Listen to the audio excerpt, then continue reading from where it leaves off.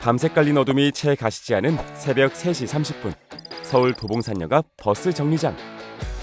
남들보다 일찍 하루를 여는 사람들이 한 대의 버스에 올라탑니다.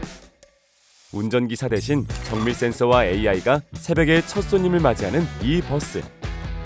서울시가 시범 운영 중인 자율주행 버스입니다. 서울 일부 지역에서 운행을 시작한 자율주행 버스는 머지않은 미래에 우리의 이동권을 책임지는 핵심 대중교통수단으로 자리 잡을 것으로 보이는데요. 운전자 없는 버스, 우리는 믿어도 되는 걸까요? 서울연구원이 서울시의 자율주행 버스의 운영 성과를 살펴봤습니다.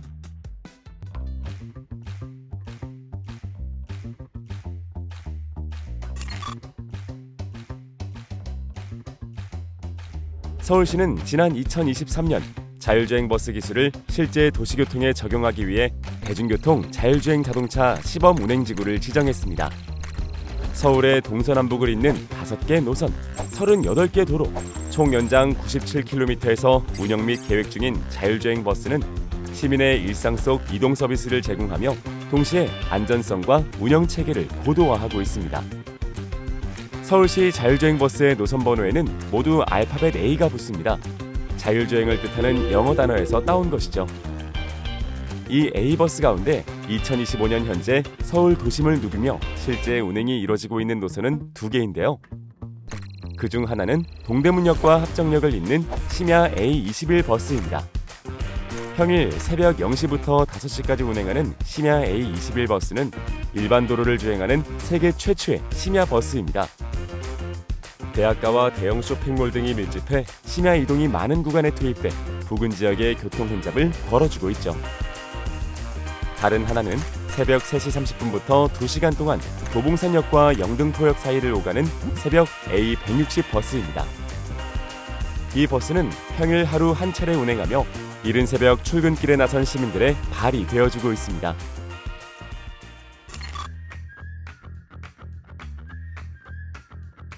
서울연구원은 심야 A21 버스와 새벽 A160 버스의 운영 성과를 살펴보는 연구를 수행했는데요. 그 결과 심야 A21 버스의 월 평균 운행거리는 1961.6km로 목표를 훌쩍 뛰어넘는 성과를 달성했습니다. 새벽 A160 버스 역시 목표 대비 1.6배 더 많은 거리를 운행함으로써 새벽 이동 시민들의 편의성을 높인 것으로 조사됐습니다. 일반 시민들이 가장 궁금해할 질문, 자율주행 버스는 과연 안전할까요? 운행 기간 두 버스 노선은 단 한 건의 교통사고도 내지 않았고 사망자나 부상자도 발생하지 않았습니다.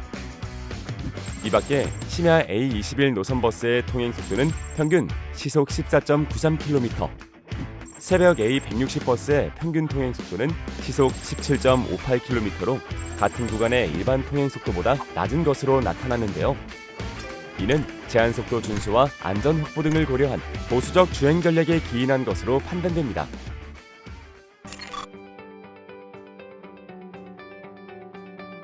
서울시는 대중교통 시범 운행지구 외에도 청와대 시범 운행지구에서 A1 자율버스를, 강남 시범 운행지구에선 자율주행 택시를 운영하고 있습니다. 이외에 동작구에서 운영하는 지역동행 자율주행 버스 동작 A1도 운전자 없이 서울 시내를 누비고 있습니다.